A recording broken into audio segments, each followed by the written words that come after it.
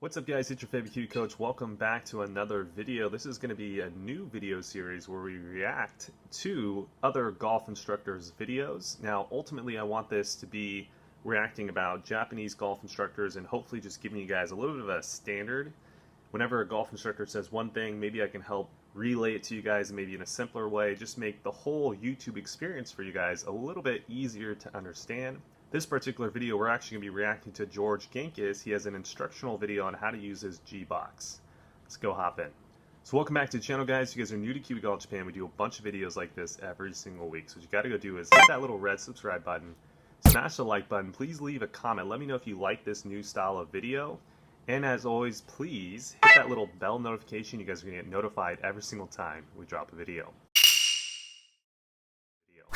Alright, so I'm here with Jake Ledbetter. We're going to show you how to turn these boxes back, okay? A lot of people think that they're just going to turn their shoulders back. You've got to have something moving, okay? We got to learn how to use the legs. We got to learn to extend flex, how to turn this femur bone back, how to turn the hip back, how to move this leg back or back in, and how to actually extend the spine and turn with left bend, okay? There's a lot of stuff there, but I'm going to... Okay, so this particular video, again, is an instructional video on how to utilize the G-box. I think the main point of the video that he's trying to reference is when you utilize the G-box, you need to be able to have the correct pelvic and ribcage rotation degree, or else it's not going to be beneficial. What he's trying to say here is, if you barely turn the ribcage, let's say you turn the ribcage like 30 degrees, you turn the pelvic line like 10 degrees, and then you start churning the way George wants you to churn, your elbow is going to hit the box, and again, the whole G-box training aid will not be very good for you, right? It's not going to work for you. So I think that's the main point of the video, but I'm going to let George kind of say it the way he wants to say it.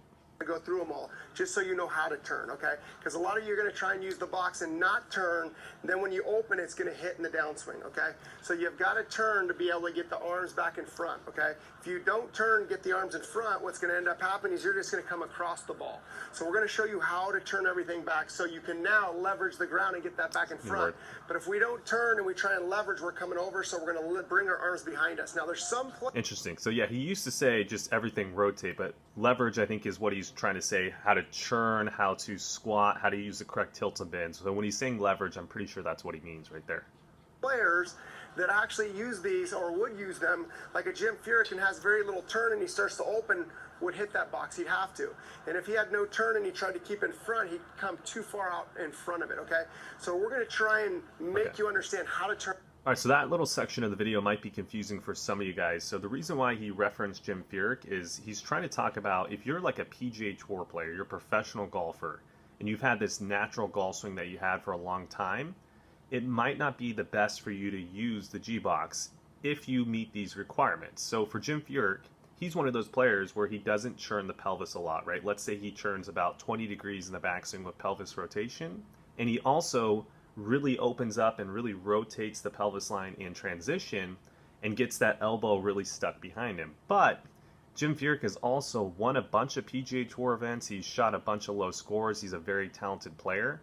So a player like that probably shouldn't be using the G-box because, again, it's not going to fit his natural swing, and he's already a really good player. So that's really kind of the whole intent of that last section right there. Turn these back. So face the camera first. Arms across chest. Jakey Ledbetter. So the first thing that I'm going to have you do is just demonstrate how to turn back. Just turn back first. Full turn. Turn, turn, turn, turn, turn. You can see this box go right back to the center there, which means his shoulders are more than 90 degrees there, okay? That's a great demonstration.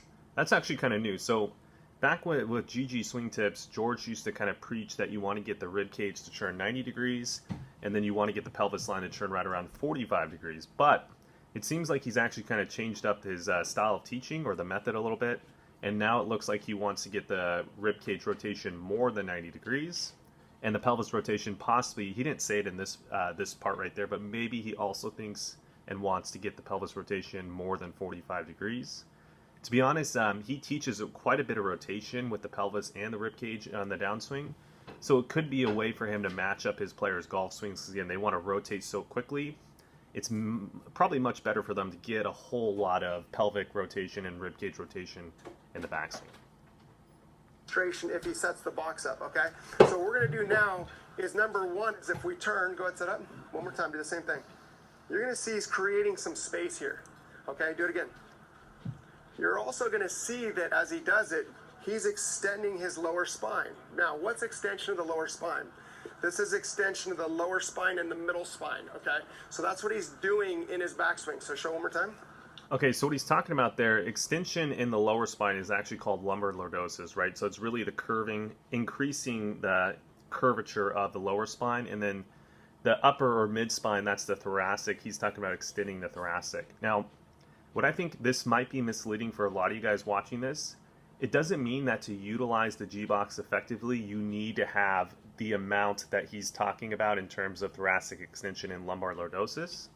But what he's really trying to kind of translate this G-box thing into is his own swing method, and he's also trying to sell his swing method, right? It's a really smart business move, and it's something that he's completely, totally okay to do in his own YouTube videos, right? So when he's talking about you need to do this, it doesn't necessarily you need to do it to utilize the G-box effectively. Again, the main point of the G-box is to make sure that you don't get the elbow trapped behind the body. That doesn't mean that you need to get the amount of tilts and bends that he's talking about, but you will need to have the correct hip sequence in terms of the degree. Good. Okay. Now go ahead and demonstrate one other thing. Stand straight up and down. Just show him left bend. Okay. Now stand straight up and down. Turn all the way around. Now go into left bend. That's where we're at. We have left bend there. Now let's turn this way to the camera. Same thing, this way to the camera.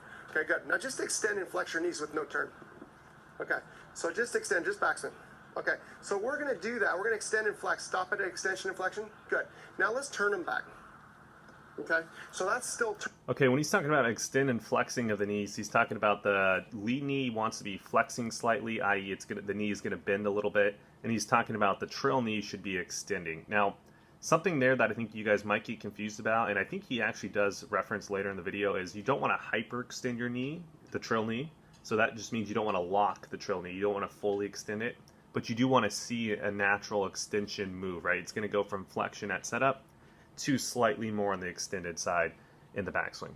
Turning, you can see how that works right there. So you can clearly see this box has gone all the way back. Now turn around so your rear's at them, all the way, no, the other way, there you go. Now you're going to see how much this box has gone back. Turn, turn, turn, turn, turn, turn. Good. Now you can see that line is all the way back to almost the middle of... Okay, so what he's referencing here is if you want to do the George Genkas swing as well as utilize the G-box effectively, you need to get the center of the box to be pretty much perpendicular to the screen that we're currently watching.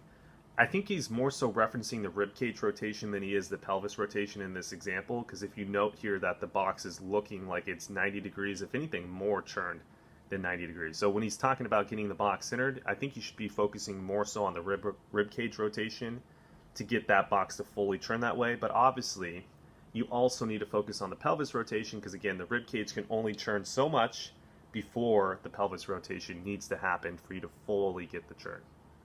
His feet there, okay? So that's something you want to understand, is that's how we're turning. So I'm going to run through them all. If I go into extension of this leg flexion, it's not locking, but it's extending. This actual hip's turning back, the femur's turning back, okay? Pressure's going to the heel. This left leg's going into at least a straight line, okay? As I do this, left bend. Okay, I'm not quite sure what he means by straight line there with the lead knee. Maybe he messed up. Let me watch that one more time. Femur's turning back, okay? Pressure's going to the heel. This left leg's going into at least a straight line. Oh, okay. So he was referencing the femur bone, not the leg. So the femur bone, again, is the upper part of the leg. He was talking about if you move the way that he wants you to move at the top of the swing, you'll see the femur bone looks pretty straight in terms of a 2D face-on view.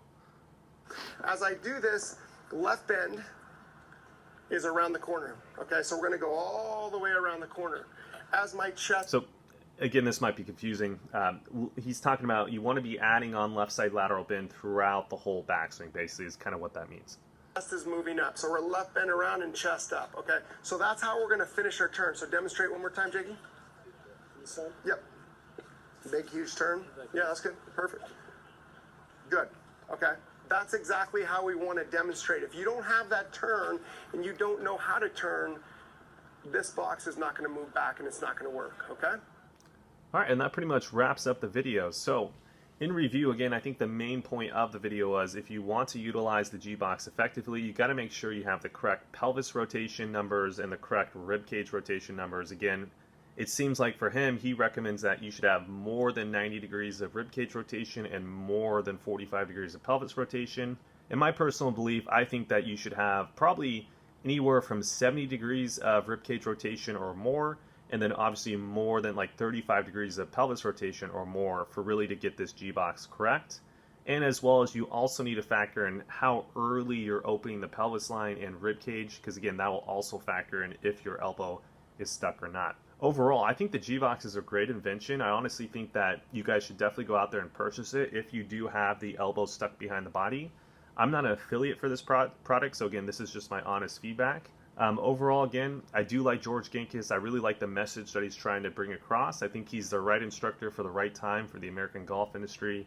And yeah, that's pretty much the first video. So here's what I want you guys to do. If you guys really did enjoy this video, make sure to go leave in the comments below. If you have a certain YouTube video, it could be a Japanese golf instructor, it could be an American YouTube video. If you have a certain video you want me to react and really explain better, make sure to comment those below. In the future, again, we will be doing other Japanese golf instructors and looking at their videos, or just really popular videos talking about golf instruction and reacting to them. So like, comment, subscribe, share, all that good stuff. I'll see you guys again next video.